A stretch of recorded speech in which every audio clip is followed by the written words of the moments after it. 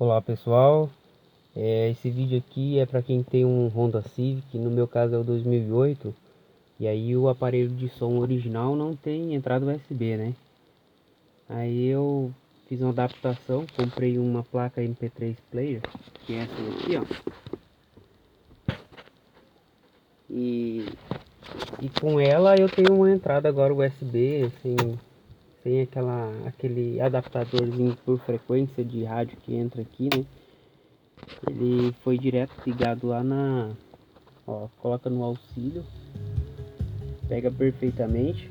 Consegui configurar ele até no controle à distância, né, no caso. Pega a configuração e passa a pasta, no caso, né. Então, para quem quer uma solução aí, para ter uma entrada USB, não só USB, né, também tem Bluetooth, tem entrada para cartão de memória, auxiliar. Essa daí foi a melhor que eu encontrei. Eles fizeram uma adaptaçãozinha ali, tiraram o painel, colocaram direto aqui por trás, né, na entrada auxiliar.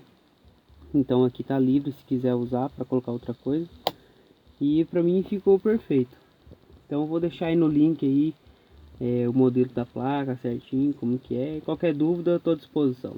Valeu, gente.